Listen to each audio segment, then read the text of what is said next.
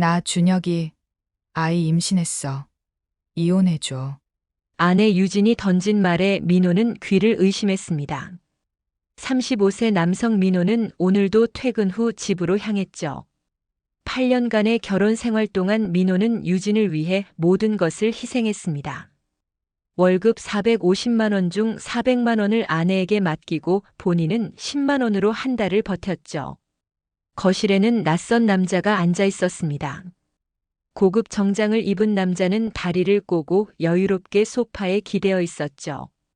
유진이 민호를 보며 차갑게 말했습니다. 민호 씨, 이분은 제 대학 동창 준혁이에요. 우리 3년 전부터 만났어요. 민호는 다리에 힘이 풀렸습니다. 현관에 놓인 가방이 바닥으로 떨어졌죠. 준혁이 일어서며 민호를 쳐다봤습니다. 형님, 죄송합니다. 하지만 저희는 진심이에요. 형님이라는 말에 민호는 헛웃음이 나왔습니다. 유진이 테이블 위에 서류 봉투를 올려놓으며 말했죠. 이혼 서류 다 준비했어요. 도장만 찍으면 돼요. 재산 분할은 전세금 2억 중에 1억만 주세요. 민호는 소파에 주저앉았습니다. 머릿속이 하얘졌죠. 8년이라는 시간이 주마등처럼 지나갔습니다. 유진 씨 사업 시작할 때 5천만 원 빌려준 것도 나예요. 시댁에 매달 200만 원씩 생활비 보낸 것도 나였어요. 유진이 짜증스럽게 대꾸했습니다. 그건 남편으로서 당연한 거잖아요. 지금 그걸 따지는 거예요? 준혁이 민호 옆에 다가와 팔짱을 끼고 말했죠. 형님, 유진이가 행복해야 아이도 행복하잖아요. 제가 유진이랑 아이 잘 책임질 테니까 걱정 마세요. 민호는 주먹을 쥐었습니다. 손톱이 손바닥에 파고들었죠. 유진이 시계를 보며 말했습니다. 30분 안에 짐 싸서 나가주세요. 오늘 중으로 정리하고 싶어요. 민호는 침실로 들어갔습니다.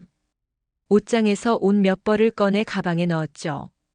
결혼 사진이 눈에 들어왔습니다.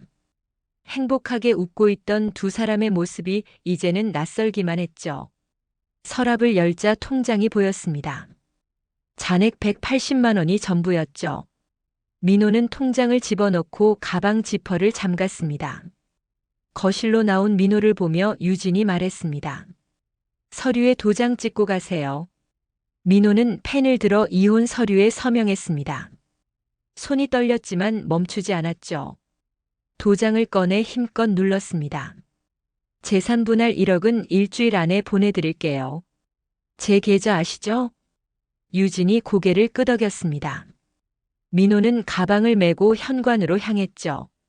문손잡이를 잡은 순간 유진이 마지막으로 말했습니다.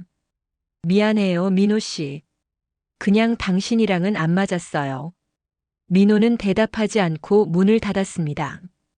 복도를 걸으며 눈물이 났죠.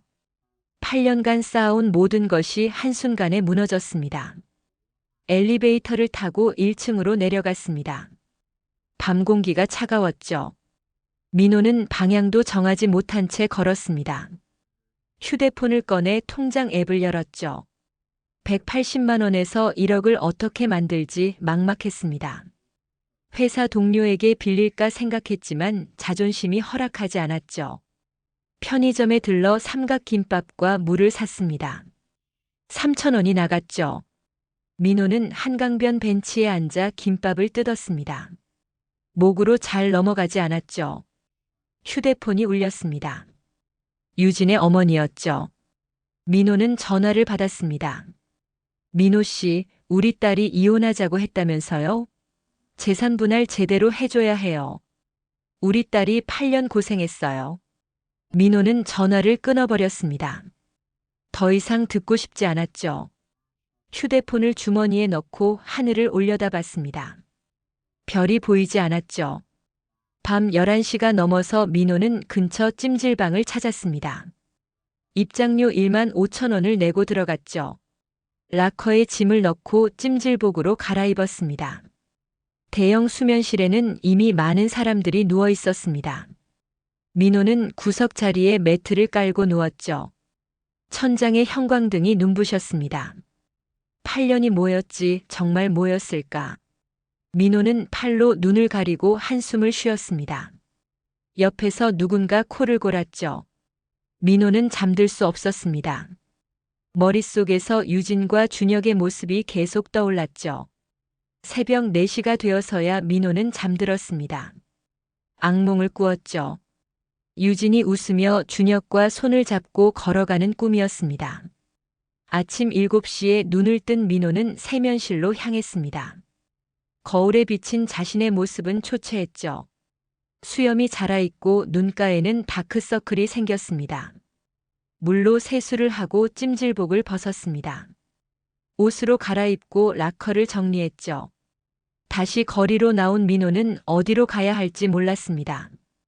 회사에 출근해야 했습니다. 하지만 얼굴을 마주하고 싶지 않았죠.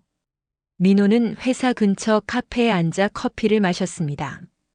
2층 창가 자리에서 회사 건물이 보였죠. 휴대폰에 회사 동료 진수에게서 메시지가 왔습니다. 민호야, 괜찮아? 어제 조퇴했다며? 오늘 출근해? 민호는 답장을 보냈습니다. 응, 지금 가는 중이야. 커피를 다 마신 민호는 회사로 향했습니다. 사무실 문을 열고 들어가자 동료들의 시선이 느껴졌죠. 진수가 다가왔습니다. 야, 너 안색 왜 그래? 어디 아파? 민호는 고개를 저었습니다. 아니야, 괜찮아. 그냥 잠을 못 잤어. 자리에 앉아 컴퓨터를 켰습니다. 업무에 집중하려 했지만 머릿속이 복잡했죠. 유진과의 추억, 준혁의 얼굴, 1억이라는 돈, 모든 것이 뒤섞였습니다. 점심시간에 진수가 밥을 먹으러 가자고 했습니다. 민호는 돈이 아까워서 거절하려다가 따라 나섰죠. 회사 근처 식당에서 김치찌개를 시켰습니다. 야, 너 요즘 이상해. 무슨 일 있어? 진수가 물었습니다. 민호는 숟가락을 내려놓고 한숨을 쉬었죠. 유진이랑 이혼했어. 진수의 눈이 커졌습니다. 뭐? 진짜? 왜? 민호는 상황을 설명했습니다. 진수는 믿을 수 없다는 표정을 지었죠. 미친, 그게 말이 돼? 8년이나 함께 살았는데? 민호는 고개를 끄덕였습니다. 나도 믿기지 않아. 근데 현실이야. 진수가 민호의 어깨를 두드렸습니다. 힘내야. 필요하면 돈 좀 빌려줄게. 민호는 고개를 저었습니다. 괜찮아, 고마워. 내가 알아서 할게. 오후에 업무를 마치고 퇴근한 민호는 다시 찜질방으로 향했습니다. 이제 찜질방이 유일한 잠자리였죠. 입장료를 내고 들어가 찜질복으로 갈아입었습니다. 식당에서 비빔밥을 시켜 먹었습니다. 7,000원이었죠. 통장 잔액은 계속 줄어들고 있었습니다. 민호는 계산기 앱을 열어 1억을 만들 방법을 고민했죠. 대출을 받을까 생각했습니다. 하지만 신용등급이 낮아서 한도가 많지 않을 것 같았죠. 민호는 한숨을 쉬고 휴대폰을 내려놓았습니다. 다음 날 아침 민호는 회사 책상에 앉아 업무를 보고 있었습니다. 그런데 팀장이 다가왔죠. 민호 씨, 잠깐 회의실로 올래요? 민호는 팀장을 따라 회의실로 들어갔습니다. 팀장이 문을 닫고 의자에 앉았죠. 민호 씨, 요즘 컨디션이 안 좋아 보이던데 무슨 일 있어요? 민호는 잠시 망설이다가 대답했습니다. 아닙니다, 팀장님. 개인적인 일이 좀 있었는데 이제 괜찮습니다. 팀장이 고개를 끄덕였습니다. 그래요, 업무에 지장 없으면 됐어요. 그런데 이번 프로젝트 마감이 다음 주인데 진행 상황이 어때요? 민호는 파일을 확인하며 설명했습니다. 팀장은 만족스러운 표정으로 고개를 끄덕였죠. 잘하고 있네요. 계속 부탁해요. 회의실을 나온 민호는 자리로 돌아왔습니다. 휴대폰에 유진에게서 문자가 와 있었죠. 재산분할 1억 언제 보내줄 거예요? 빨리 처리해 주세요. 민호는 이를 악물었습니다. 1억이라는 돈을 어디서 구하란 말인가요? 통장에는 고작 160만 원밖에 남지 않았습니다. 점심시간에 민호는 은행을 찾아갔습니다. 대출 상담을 받기 위해서였죠. 창구 직원이 민호의 신용등급을 확인했습니다. 고객님, 현재 신용등급으로는 최대 3천만 원까지 가능합니다. 금리는 연 8%예요. 민호는 한숨을 쉬었습니다. 3천만 원으로는 부족했죠. 하지만 선택의 여지가 없었습니다. 일단 3천만 원 대출 신청할게요. 서류를 작성하고 승인을 기다렸습니다. 1시간 후 대출이 승인되었죠. 민호의 통장에 3천만 원이 입금되었습니다. 은행을 나온 민호는 다시 회사로 돌아갔습니다. 오후 내내 업무에 집중하려 했지만 쉽지 않았죠. 머릿속은 온통 돈 생각뿐이었습니다. 퇴근 후 민호는 유진에게 전화를 걸었습니다. 유진이 받았죠. 왜요? 목소리가 차갑게 식어 있었습니다. 민호는 침착하게 말했죠. 1억은 당장 어려워요. 3천만 원만 먼저 보내드릴게요. 나머지는 시간을 좀 주세요. 유진이 화를 냈습니다. 시간을 달라고요? 농담하는 거예요? 당장 1억 다 보내주세요. 민호는 참을성 있게 대답했습니다. 유진 씨, 제 통장에 돈이 없어요. 3천만 원도 대출받은 거예요. 나머지는 정말 시간이 필요해요. 유진이 비웃었습니다. 그래서요? 그건 제 알 바 아니잖아요. 어떻게든 구해서 보내주세요. 전화가 끊겼습니다. 민호는 휴대폰을 주머니에 넣고 찜질방으로 향했죠. 이제 찜질방이 민호의 집이었습니다. 2주가 지났습니다. 민호는 여전히 찜질방에서 생활하고 있었죠. 회사 동료들 사이에서 소문이 퍼졌습니다. 민호가 이혼하고 찜질방에서 산다는 이야기였죠. 진수가 민호를 따로 불렀습니다. 야, 너 진짜 찜질방에서 자? 우리 집에 와서 자. 방 하나 비어 있어. 민호는 고개를 저었습니다. 괜찮아, 진수야. 찜질방도 나쁘지 않아. 걱정하지 마. 진수는 안타까운 표정을 지었지만 더 이상 권하지 않았습니다. 어느 날 저녁 민호는 찜질방 식당에서 라면을 먹고 있었습니다. 옆 테이블에 앉은 남자가 전화 통화를 하고 있었죠. 네, 변호사님. 상속 절차가 복잡하네요. 빨리 끝났으면 좋겠어요. 민호는 귀를 기울였습니다. 상속이라는 단어가 마음에 걸렸죠. 문득 외할아버지 생각이 났습니다. 5년 전 돌아가신 외할아버지는 평범한 교사였습니다.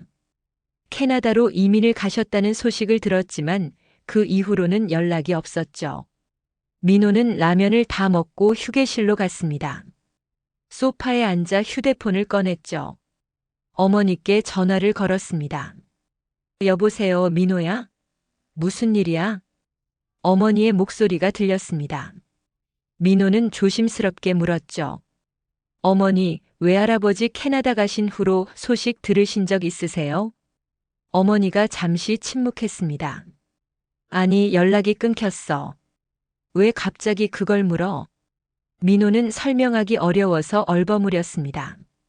아니에요. 그냥 문득 생각나서요. 전화를 끊고 민호는 휴대폰을 내려다봤습니다. 외할아버지에 대한 기억이 희미했죠. 다음 날 오전 10시쯤 민호의 휴대폰이 울렸습니다. 모르는 번호였죠. 민호는 전화를 받았습니다. 여보세요? 김민호 씨 맞으신가요? 저는 법무법인 정의의 변호사 강성준입니다. 민호는 순간 긴장했습니다. 유진이 변호사를 선임한 건가 싶었죠. 네, 맞습니다. 무슨 일이신가요? 강 변호사가 침착하게 말했습니다. 5년 전 돌아가신 외할아버지 이정수 어르신의 해외 자산이 발견되었습니다. 유언장에 민호 씨가 유일한 상속인으로 지정되어 있어요. 민호는 귀를 의심했습니다. 죄송한데요. 다시 한번 말씀해 주시겠어요? 강 변호사가 천천히 설명했습니다. 외할아버지께서 캐나다에서 부동산 투자로 큰 성공을 거두셨습니다. 그리고 미국 주식 계좌도 있으셨어요. 총 자산 규모가 약 80억 원입니다. 민호는 숨이 멎는 것 같았습니다. 80억이라는 숫자가 믿기지 않았죠. 80억이요? 진짜요? 네, 정확합니다. 세금 제하고 나면 약 50억 원 정도 실수령하실 거예요. 내일 사무실로 오시면 자세히 설명드리겠습니다. 민호는 전화를 끊고 멍하니 앉아 있었습니다. 주변 소음이 들리지 않았죠. 50억이라는 돈이 현실로 다가오지 않았습니다. 민호는 화장실로 달려가 세면대에 찬물을 틀었습니다. 얼굴에 물을 끼얹고 거울을 봤죠. 여전히 같은 얼굴이었습니다. 꿈이 아니야, 이건 진짜야. 민호는 혼잣말을 하며 심호흡을 했습니다. 손이 떨렸죠. 다음 날 민호는 법무법인을 찾아갔습니다. 강남에 위치한 고층 빌딩이었죠. 20층에 있는 법무법인 사무실로 올라갔습니다. 강 변호사가 민호를 맞이했습니다. 40대 중반으로 보이는 남성이었죠. 민호 씨, 반갑습니다. 이쪽으로 앉으세요. 회의실에 앉은 민호 앞에 서류가 펼쳐졌습니다. 강 변호사가 하나씩 설명했죠. 외할아버지께서 캐나다 밴쿠버에 아파트 세 채를 소유하고 계셨어요. 시세로 약 50억 원입니다. 그리고 미국 주식 계좌에 30억 원 상당의 자산이 있어요. 민호는 서류를 넘기며 눈으로 확인했습니다. 모든 것이 실제였죠. 상속세 처리에 약 30억 원이 나갑니다. 실수령액은 50억 원 정도예요. 절차는 한 달 정도 걸릴 것 같습니다. 민호는 고개를 끄덕였습니다. 변호사님, 한 가지 질문이 있는데요. 제가 최근에 이혼했거든요. 이 상속 재산이 전 배우자와 관련이 있나요? 강 변호사가 미소를 지었습니다. 전혀 없습니다. 이혼 후 상속받은 재산은 특유 재산으로 분류돼요. 전 배우자는 아무 권리가 없어요. 민호는 안도의 한숨을 쉬었습니다. 유진과는 완전히 무관한 돈이었죠. 서류에 서명하고 법무법인을 나온 민호는 거리를 걸었습니다. 하늘이 유난히 파랗게 보였죠. 인생이 한순간에 바뀌는 순간이었습니다. 민호는 찜질방으로 돌아와 매트에 누웠습니다. 천장을 바라보며 생각했죠. 50억이라는 돈을 어떻게 써야 할까요? 일단 유진에게 줄 1억을 준비해야 했습니다. 하지만 상속이 완료되기 전까지는 조용히 지내야 했죠. 유진이 눈치채면 문제가 복잡해질 것 같았습니다. 민호는 계획을 세웠습니다. 일단 회사는 계속 다니면서 평소처럼 생활하기로 했죠. 찜질방 생활도 당분간 유지하기로 했습니다. 2주가 지났습니다. 강 변호사에게서 연락이 왔죠. 민호 씨, 상속 절차가 거의 끝났어요. 이번 주 금요일에 입금될 예정입니다. 민호는 가슴이 뛰는 걸 느꼈습니다. 드디어 현실이 되는 순간이었죠. 금요일 아침 민호는 회사에 출근했습니다. 평소처럼 업무를 보면서 휴대폰을 계속 확인했죠. 오후 2시쯤 은행 앱에서 알림이 왔습니다. 민호는 화장실로 달려갔습니다. 칸막이 안에 들어가 휴대폰을 켰죠. 은행 앱을 열었습니다. 잔액 50억 3,247만 원. 50억이 넘는 돈이 통장에 찍혀 있었습니다. 민호는 벽에 기대어 심호흡을 했죠. 눈물이 났습니다. 외할아버지, 정말 감사합니다. 민호는 눈물을 닦고 밖으로 나왔습니다. 세면대에서 얼굴을 씻고 거울을 봤죠. 표정 관리를 해야 했습니다. 사무실로 돌아온 민호는 자리에 앉았습니다. 진수가 다가왔죠. 야, 너 얼굴이 왜 그래? 좋은 일 있어? 민호는 애써 평온한 표정을 지었습니다. 아니, 그냥 컨디션이 좀 나아진 것 같아. 퇴근 후 민호는 은행을 찾았습니다. VIP 창구로 안내받았죠. 직원이 정중하게 인사했습니다. 고객님, 어떻게 도와드릴까요? 민호는 자산관리 상담을 요청했습니다. 전문 매니저가 배정되었죠. 30대 여성 매니저가 민호를 VIP 라운지로 안내했습니다. 고객님, 자산 포트폴리오를 어떻게 구성하실 계획이신가요? 민호는 생각해둔 계획을 설명했습니다. 부동산에 20억, 주식과 채권에 15억, 예금에 10억, 여유자금 5억으로 나누기로 했죠. 현명한 선택이십니다. 제가 적합한 상품들을 추천해 드리겠습니다. 상담을 마치고 은행을 나온 민호는 강남역 거리를 걸었습니다. 명품 매장들이 눈에 들어왔죠. 하지만 아직은 아니었습니다. 민호는 유진에게 송금을 했습니다. 정확히 1억 원을 보냈죠. 유진에게서 곧 문자가 왔습니다. 입금 확인했어요. 이제 우리 연락하지 말아요. 민호는 문자를 읽고 휴대폰을 주머니에 넣었습니다. 이제 유진과는 완전히 끝이었죠. 다음 날 민호는 부동산 중개업소를 찾았습니다. 강남 역삼동의 고급 오피스텔을 알아봤죠. 전세가 아닌 매매로 알아봤습니다. 중개인이 몇 군데를 안내했습니다. 한강뷰가 보이는 50평대 오피스텔이 마음에 들었죠. 매매가 15억이었습니다. 이 집으로 하겠습니다. 계약 진행해 주세요. 중개인이 놀란 표정을 지었습니다. 계약금은 언제 준비 가능하신가요? 지금 바로 가능합니다. 민호는 당일 계약금 1억 5천만 원을 송금했습니다. 계약서에 서명하고 등기 절차를 진행했죠. 2주 후면 입주가 가능했습니다. 백화점에 들러 옷을 샀습니다. 명품 정장 3벌과 캐주얼 의류를 구매했죠. 총 1,500만 원이 나갔습니다. 점원이 극진히 모셨습니다. 고객님 정말 잘 어울리십니다. VIP 카드 만드시겠어요?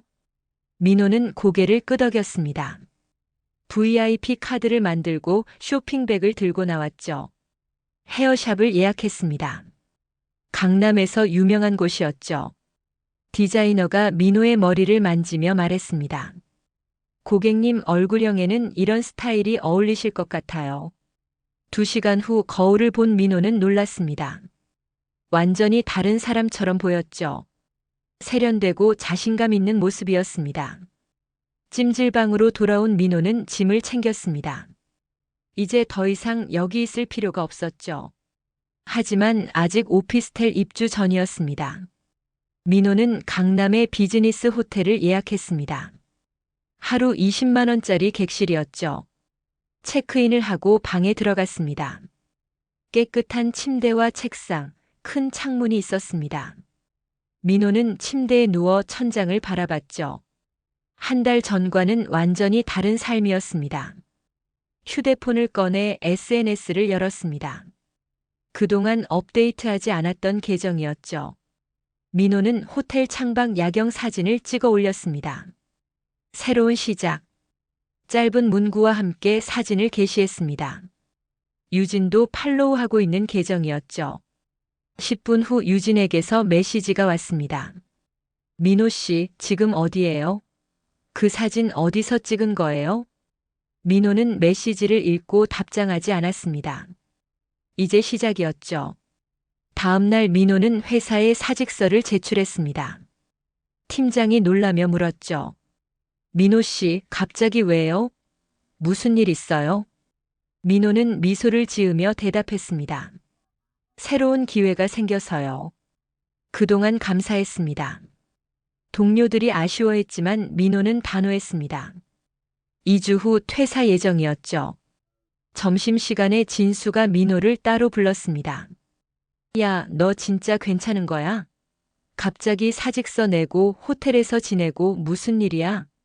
민호는 진수의 어깨를 두드렸습니다. 곧 알게 될 거야. 걱정하지 마. 나 정말 괜찮아. 저녁에 민호는 고급 레스토랑을 예약했습니다. 혼자 코스 요리를 먹으며 와인을 마셨죠. 웨이터가 정중하게 서빙했습니다. 고객님, 식사는 만족스러우신가요? 민호는 고개를 끄덕였습니다. 네, 훌륭합니다. 창밖으로 강남의 야경이 펼쳐졌습니다. 민호는 와인잔을 들어 혼자 건배했죠. 외할아버지, 다시 한번 감사드립니다. 이 기회를 헛되이 쓰지 않겠습니다. 레스토랑을 나온 민호는 거리를 걸었습니다. 사람들이 바쁘게 오가고 있었죠. 민호는 그들 사이를 천천히 걸으며 미소를 지었습니다. 이제 진짜 인생이 시작이야. 유진에게 제대로 보여줄 때가 왔어. 민호는 서울에서 가장 유명한 이혼 전문 변호사를 찾았습니다. 서초동에 위치한 대형 로펌이었죠. 50대 남성 변호사 박준영이 민호를 맞이했습니다. 무슨 일로 찾아오셨나요? 민호는 상황을 설명했습니다. 유진과의 이혼, 상속받은 재산, 그리고 앞으로의 계획까지 말했죠. 박 변호사가 고개를 끄덕였습니다. 이혼 후 상속받은 재산은 특유 재산입니다. 전 배우자는 아무 권리가 없어요. 법적으로 완벽하게 보호됩니다. 민호는 안도했습니다. 혹시 전 배우자가 다시 접근해 올 가능성이 있을까요? 박 변호사가 미소를 지었습니다. 충분히 가능하죠. 돈 냄새를 맡으면 사람들은 변합니다. 만약 접근해 온다면 저한테 바로 연락 주세요. 민호는 박 변호사와 계약을 맺었습니다. 착수금 500만 원을 지불했죠. 오피스텔 입주일이 다가왔습니다. 민호는 가구와 가전제품을 주문했죠. 깔끔하고 모던한 스타일로 꾸몄습니다. 입주 당일 민호는 새 집에 들어섰습니다. 넓은 거실과 한강뷰가 한눈에 들어왔죠. 침실도 넓고 쾌적했습니다. 드디어 내 집이 생겼어. 민호는 감격스러운 마음으로 집안을 둘러봤습니다. 부엌에는 최신 가전제품들이 설치되어 있었죠. 소파에 앉아 휴대폰을 꺼냈습니다. SNS에 거실 사진을 찍어 올렸죠. 새집 첫날. 사진을 게시하고 휴대폰을 내려놨습니다. 유진이 볼 거라는 걸 알고 있었죠. 30분 후 유진에게서 전화가 걸려왔습니다. 민호는 받지 않았습니다. 연속으로 5통의 전화가 왔지만 모두 무시했죠. 문자 메시지가 쏟아졌습니다. 민호 씨, 전화 좀 받아요. 궁금한 게 있어요. 그 집 어떻게 산 거예요?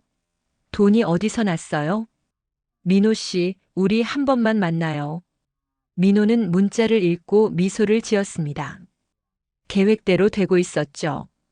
다음 날 민호는 강남역 백화점에 갔습니다. 명품 매장을 돌아다니며 쇼핑을 했죠. 시계, 가방, 구두를 샀습니다. 계산을 마치고 나오는데 앞에서 익숙한 얼굴이 보였습니다. 유진이었죠. 옆에는 준혁이 있었습니다.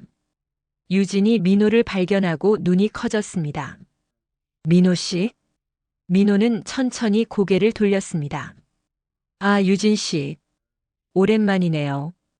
유진이 민호의 쇼핑백을 쳐다봤습니다. 명품 브랜드 로고가 선명했죠. 그 가방들 다 뭐예요? 어떻게 산 거예요? 민호는 여유롭게 미소를 지었습니다.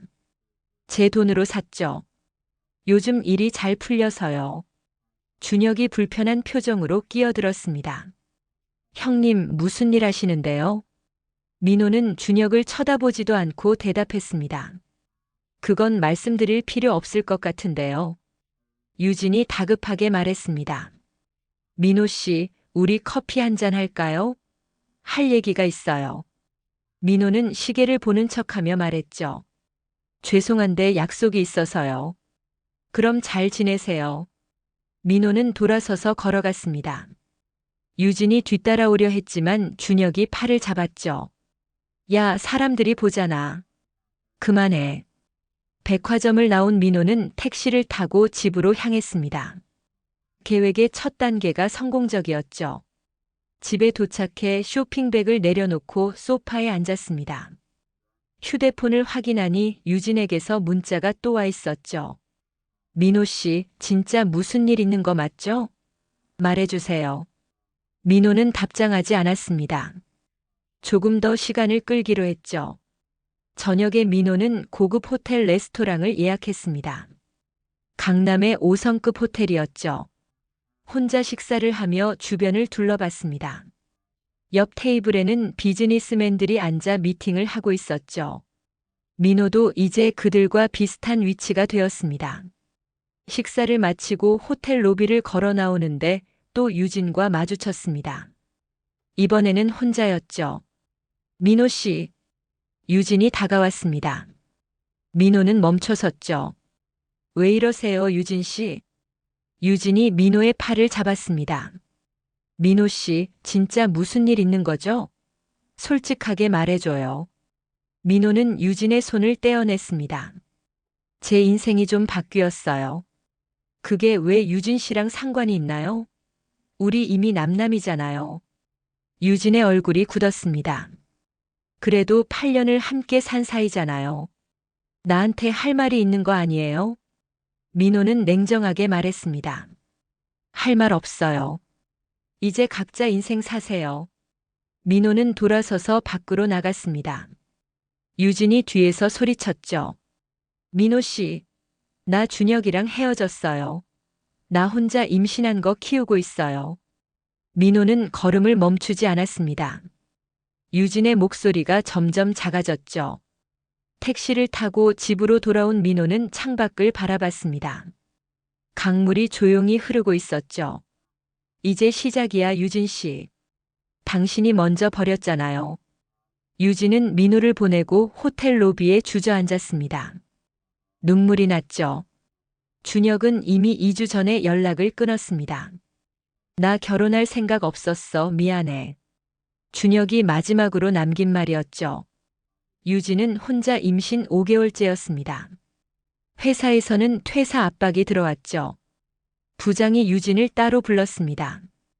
유진 씨, 상황이 이러면 회사 다니기 힘들지 않아요?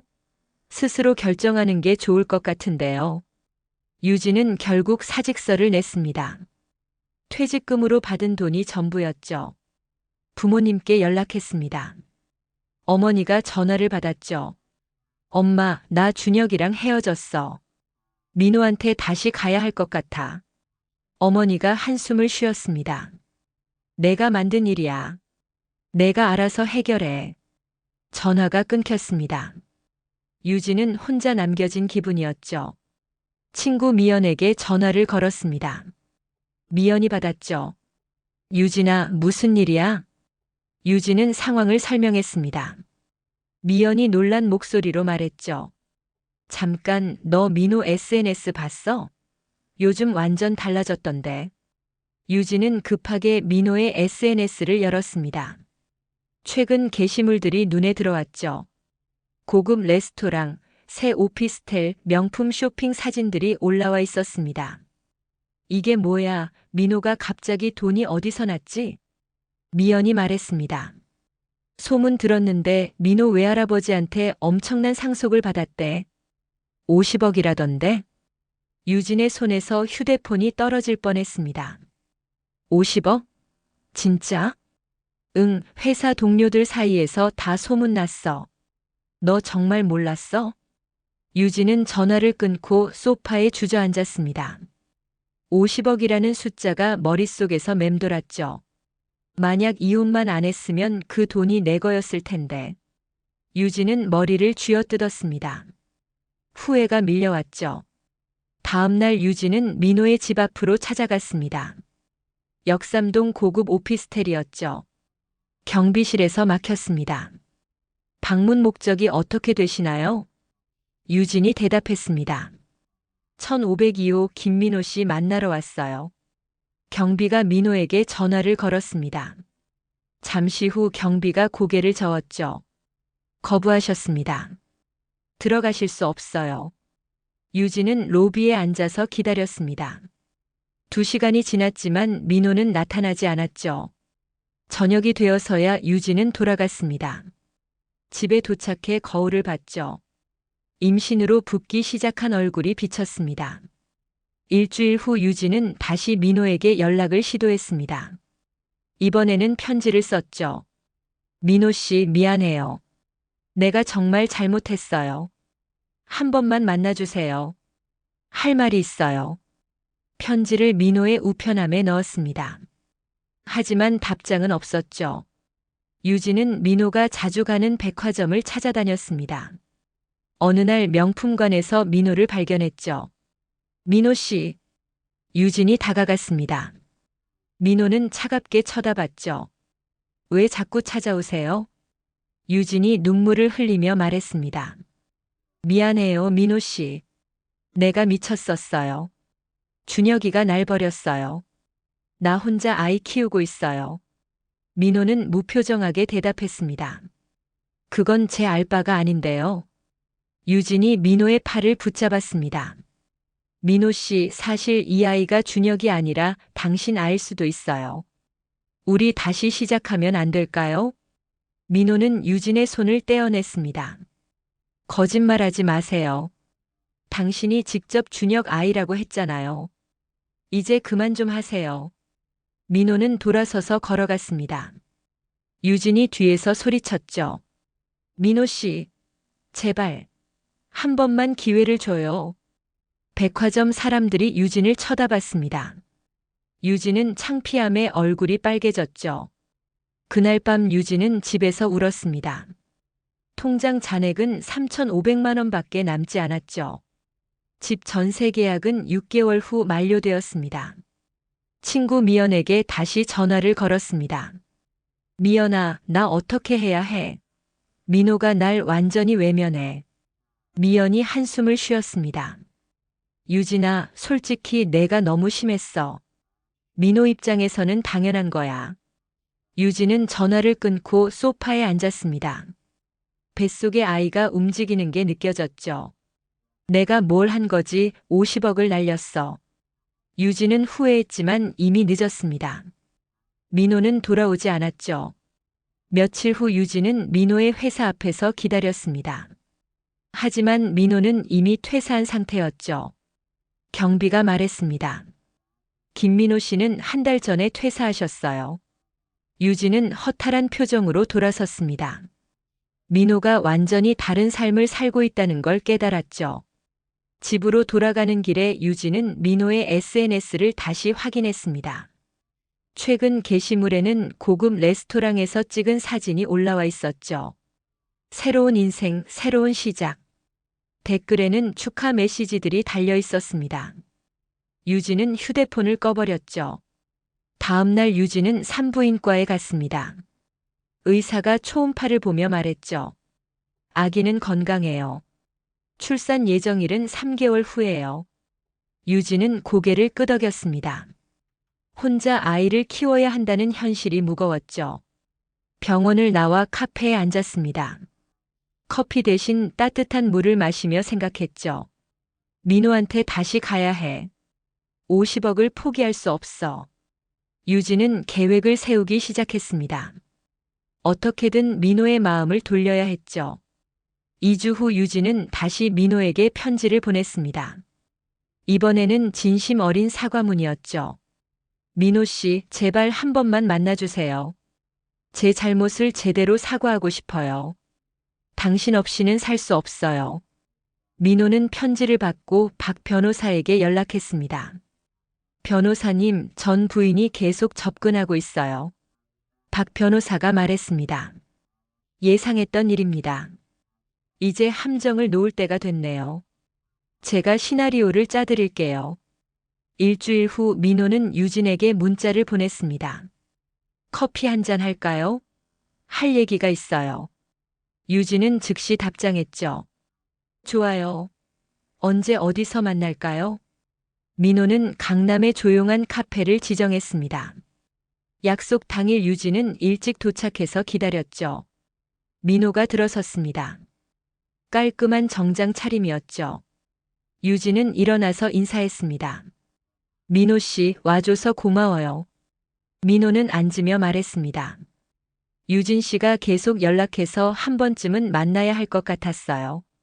유진이 눈물을 글썽이며 말했죠. 민호 씨, 진짜 미안해요. 내가 정말 잘못했어요. 준혁이는 날 버렸고 나는 혼자예요. 민호는 무표정하게 들었습니다. 유진 씨, 그건 제 책임이 아니에요. 당신이 선택한 길이잖아요. 유진이 민호의 손을 잡으려 했습니다. 알아요, 다 내 잘못이에요. 하지만 우리 다시 시작할 수 없을까요? 이 아이도 있고요. 민호는 손을 빼며 말했습니다. 유진 씨는 준혁 아이라고 했잖아요. 유진이 급하게 말했습니다. 아니에요, 사실 당신 아이일 수도 있어요.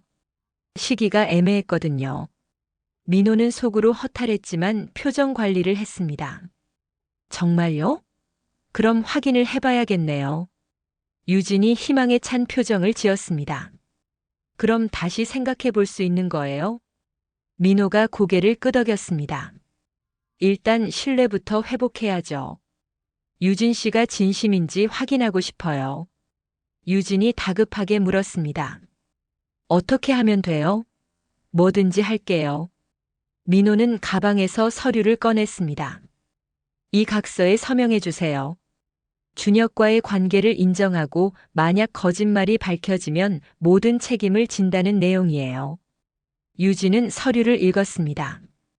조금 망설였지만 50억이라는 금액이 머릿속에 떠올랐죠. 알겠어요. 서명할게요. 유진은 펜을 들어 서명했습니다. 민호는 서류를 접어 가방에 넣었죠. 고맙습니다. 이 각서는 공증을 받을 거예요. 그래야 법적 효력이 있으니까요. 유진은 조금 불안했지만 고개를 끄덕였습니다. 알겠어요. 그럼 우리 다시 만날 수 있는 거죠? 민호가 미소를 지었습니다. 천천히 생각해 볼게요. 일단 오늘은 여기까지 하죠. 카페를 나온 민호는 즉시 박 변호사에게 연락했습니다. 변호사님 각서 받았습니다. 잘하셨어요. 바로 공증 받으러 가세요. 민호는 공증 사무실로 향했습니다. 각서에 공증인의 도장이 찍혔죠. 이제 법적 효력이 있는 문서가 되었습니다. 일주일 후 유진이 다시 민호에게 연락했습니다. 민호 씨, 언제 또 만날 수 있어요? 민호는 답장을 보냈습니다. 이번 주말에 만나죠. 투자 이야기를 하고 싶어요. 주말에 만난 유진은 기대에 차 있었습니다. 민호가 말했죠. 유진 씨, 제가 사업을 하나 시작하려고 해요. 같이 투자하실래요? 유진의 눈이 반짝였습니다. 무슨 사업인데요? 부동산 개발 사업이에요. 수익률이 좋을 것 같아요. 유진은 속으로 생각했습니다. 민호와 함께 사업을 하면 50억에 접근할 수 있을 거라고요. 좋아요. 얼마나 필요해요? 일단 3천만 원 정도요. 작은 금액으로 시작할 거예요. 유진은 망설이지 않고 대답했습니다. 알겠어요. 투자할게요. 다음 날 유진은 민호에게 3천만 원을 송금했습니다. 민호는 돈을 받고 박 변호사에게 연락했죠. 변호사님, 유진이 돈을 보냈어요. 좋습니다. 이제 증거가 하나 더 생겼네요. 녹음도 계속하고 계시죠? 네, 모든 대화를 녹음하고 있습니다. 민호는 유진과의 만남마다 녹음을 했습니다. 유진이 50억을 노리고 접근한다는 증거들이 쌓여갔죠. 한 달 후 유진이 초조해졌습니다. 민호 씨, 투자금은 어떻게 된 거예요? 사업 진행 상황 좀 알려줘요. 민호가 답장했습니다. 조금 지연되고 있어요. 조금만 기다려주세요. 유진은 불안했지만 참았습니다.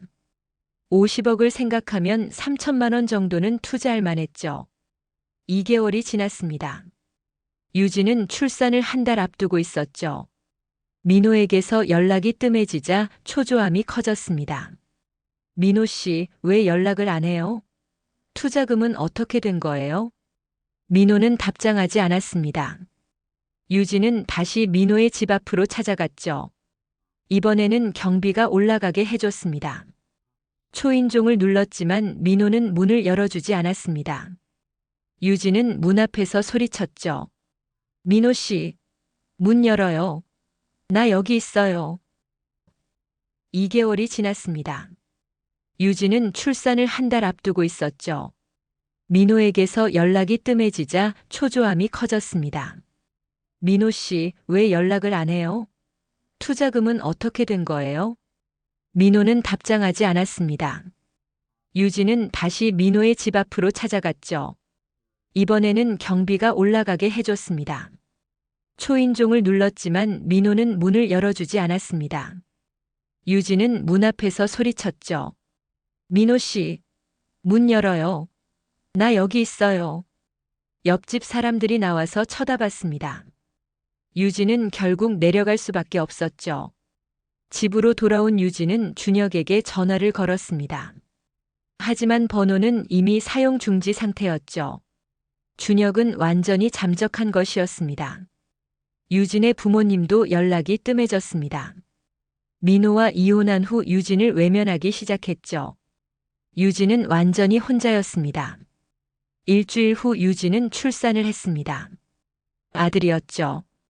병원비로 200만 원이 나갔습니다. 통장 잔액은 3,300만 원으로 줄었죠. 퇴원 후 유진은 원룸으로 돌아왔습니다. 아기를 안고 혼자 생활하는 것은 힘들었죠.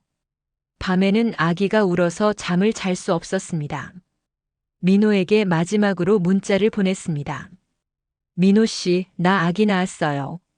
제발 한 번만 만나줘요. 투자금이라도 돌려주세요. 이번에는 민호에게서 답장이 왔습니다. 다음 주 월요일 오전 10시 법무법인 정의로 오세요. 주소는 서초동입니다. 유진은 희망을 가졌습니다. 드디어 민호를 만날 수 있다는 생각에 안도했죠. 월요일 아침 유진은 아기를 친구에게 맡기고 법무법인으로 향했습니다. 고층 빌딩 20층이었죠. 회의실에 들어서자 민호가 앉아 있었습니다. 옆에는 정장을 입은 변호사가 있었죠. 민호 씨, 무슨 일이에요? 왜 변호사가 있어요? 박 변호사가 서류를 꺼내며 말했습니다. 유진 씨, 앉으세요. 할 얘기가 있습니다. 유진은 불안한 마음으로 앉았습니다. 박 변호사가 서류를 펼쳤죠. 유진 씨가 민호 씨에게 접근한 목적이 상속받은 재산 때문이라는 증거가 있습니다. 녹음 파일과 문자 메시지, 그리고 유진 씨가 직접 서명한 각서입니다. 유진의 얼굴이 하얗게 변했습니다. 그게 무슨 소리예요?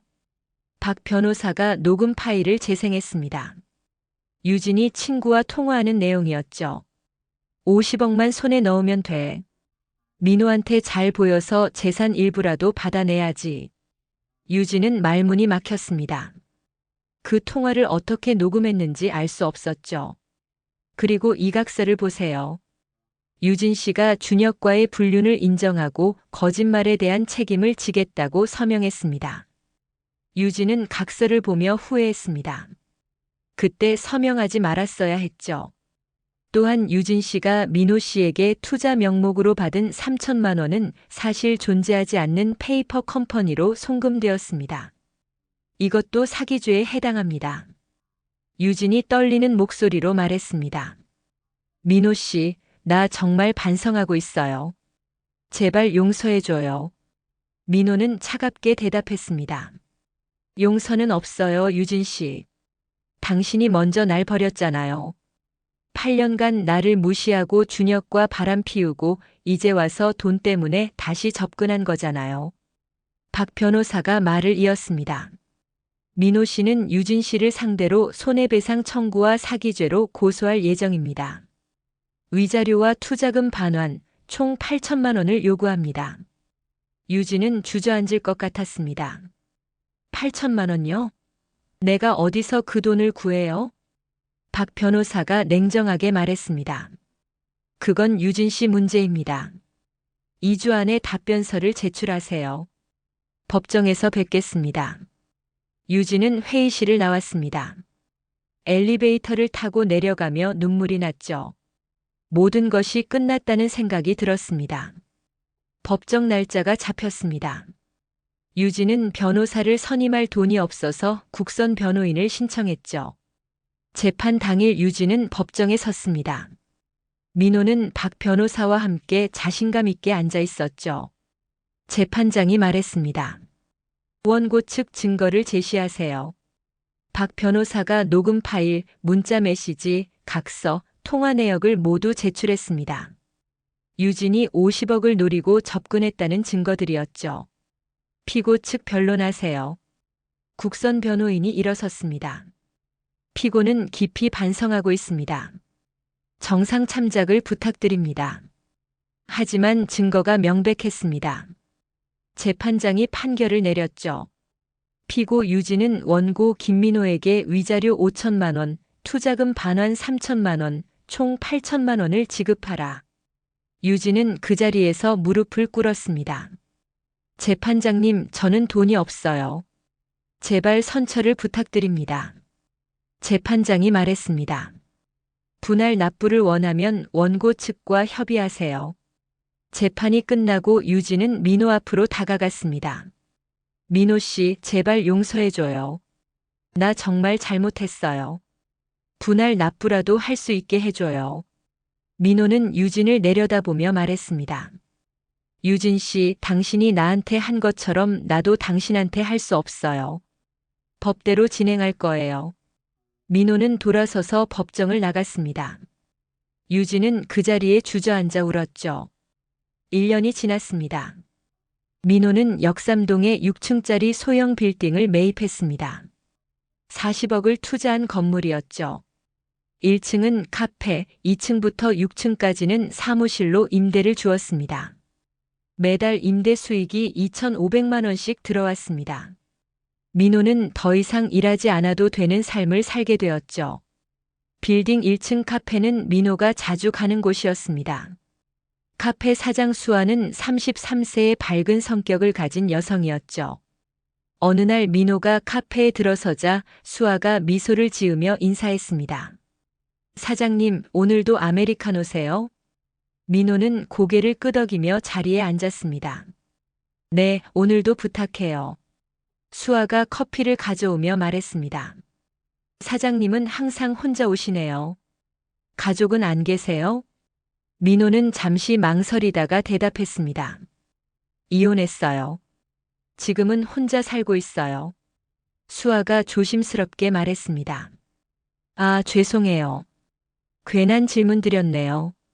민호는 괜찮다는 듯 손을 흔들었습니다. 괜찮아요. 이제는 다 정리된 일이에요. 그날 이후 민호와 수아는 자주 대화를 나눴습니다. 수아도 2년 전에 이혼한 경험이 있었죠. 한 달 후 민호는 수아에게 저녁 식사를 제안했습니다. 수아 씨, 시간 되시면 저녁 같이 드실래요? 수아는 잠시 놀란 표정을 지었다가 미소를 지었습니다. 좋아요, 사장님. 언제가 좋으세요? 이번 주 금요일 7시는 어떠세요? 금요일 저녁 민호는 수아와 강남의 이탈리안 레스토랑에서 만났습니다. 수아는 깔끔한 원피스를 입고 나타났죠. 와, 사장님 멋지시네요. 수아 씨도 아름다우세요. 두 사람은 식사를 하며 서로의 이야기를 나눴습니다. 수아는 카페를 3년 전에 시작했고 혼자 운영하고 있다고 말했죠. 이혼 후에 새로 시작한 거예요. 처음에는 힘들었지만 이제는 재미있어요. 민호는 수아의 긍정적인 태도가 좋았습니다. 저도 이혼 후에 새로운 삶을 살고 있어요. 과거는 중요하지 않더라고요. 수아가 고개를 끄덕였습니다. 맞아요. 지나간 일은 지나간 거니까요. 앞으로가 중요하죠. 그날 이후 민호와 수아는 자주 만났습니다. 주말에는 한강공원을 산책하고 영화도 보러 갔죠. 3개월 후 민호는 수아에게 정식으로 고백했습니다. 수아 씨, 저랑 사귀어 주시겠어요? 수아는 잠시 놀란 표정을 짓다가 환하게 웃었습니다. 네, 사장님. 저도 사장님 좋아해요. 두 사람은 연인이 되었습니다. 민호는 수아와 함께하는 시간이 행복했죠. 그러던 어느 날 민호의 휴대폰에 유진에게서 문자가 왔습니다. 민호 씨, 행복하게 사세요. 정말 미안했어요. 나는 내 잘못을 평생 후회하며 살게요. 민호는 문자를 읽고 답장하지 않았습니다. 유진의 삶은 더 이상 민호와 상관없었죠. 6개월 후 민호는 수아에게 청혼했습니다. 한강변 공원에서 반지를 꺼내며 무릎을 꿇었죠. 수아 씨, 저와 결혼해 주시겠어요? 수아는 눈물을 흘리며 고개를 끄덕였습니다. 네, 사장님. 기꺼이 결혼할게요. 결혼식은 소박하게 치렀습니다. 가까운 친구들과 가족들만 초대했죠. 민호는 수아와 함께 웨딩홀에 섰습니다. 신랑 측 하객석에는 진수와 회사 동료들이 앉아 있었습니다. 진수가 축하 인사를 했죠. 민호야, 정말 축하해. 너 요즘 얼굴이 너무 밝아졌어. 민호는 진수에게 감사 인사를 했습니다. 고마워, 진수야. 내가 힘들 때 도와줘서 여기까지 올 수 있었어. 결혼식이 끝나고 민호와 수아는 신혼여행으로 제주도에 갔습니다. 바다를 보며 산책을 했죠. 여보, 나 정말 행복해요. 수아가 민호의 팔을 잡으며 말했습니다. 민호는 미소를 지으며 대답했죠. 나도요, 수아 씨. 이제는 정말 새로운 시작이에요. 제주도에서 돌아온 후 민호와 수아는 민호의 오피스텔에서 신혼생활을 시작했습니다. 수아는 카페를 계속 운영했고 민호는 빌딩 관리를 하며 여유로운 삶을 살았죠. 어느 날 저녁 민호는 수아와 함께 거실에 앉아 와인을 마셨습니다. 창밖으로 한강이 보였죠. 여보, 가끔 생각해요. 만약 이혼하지 않았다면 어땠을까? 민호가 말했습니다. 수아가 민호의 손을 잡으며 말했죠. 그럼 우리는 만나지 못했을 거예요. 모든 일에는 이유가 있는 것 같아요. 민호는 고개를 끄덕였습니다. 맞아요. 이혼이 인생 최고의 행운이었던 것 같아요. 1년 후 수아는 임신 소식을 전했습니다. 민호는 기쁨에 수아를 안았죠. 여보, 정말요? 우리 아기가 생긴 거예요? 네, 여보. 우리 가족이 늘어나요. 민호는 눈물을 흘렸습니다. 이번에는 기쁨의 눈물이었죠. 출산 예정일까지 민호는 수아를 극진히 돌봤습니다. 산부인과 검진에도 함께 가고 태교에도 신경을 썼죠. 아기가 태어난 날 민호는 수아의 손을 잡고 있었습니다. 건강한 딸이었죠. 여보, 고생했어요. 우리 딸 정말 예쁘네요. 민호는 아기를 안으며 미소를 지었습니다. 진짜 가족이 생긴 기분이었죠. 퇴원 후 민호는 수아와 아기를 집으로 데려왔습니다. 거실에는 아기 침대와 용품들이 준비되어 있었죠. 밤에 아기가 울면 민호가 일어나서 달랬습니다. 수아는 민호의 모습을 보며 감동했죠. 여보, 당신 정말 좋은 아빠예요. 민호는 미소를 지으며 대답했습니다. 당연하죠. 이제 내 인생에서 가장 소중한 사람들이에요. 2년 후 민호는 빌딩 관리로 안정적인 수익을 유지하고 있었습니다. 수아는 카페를 확장해서 지점을 하나 더 열었죠. 주말마다 민호와 수아는 딸을 데리고 공원에 갔습니다. 딸은 이제 걸음마를 시작했죠. 아빠. 딸이 민호를 향해 걸어왔습니다. 민호는 딸을 안아 올리며 웃었죠. 우리 딸 잘한다. 수아가 옆에서 사진을 찍었습니다. 여보, 행복한 가족 사진 잘 나왔어요. 민호는 수아와 딸을 바라보며 생각했습니다. 8년 전 유진과의 결혼 생활은 지옥이었지만 이제는 진짜 행복을 찾았다는 것을요. 저녁에 집으로 돌아온 민호는 거실 창가에 서서 야경을 바라봤습니다. 수아가 뒤에서 안으며 말했죠. 여보, 무슨 생각해요?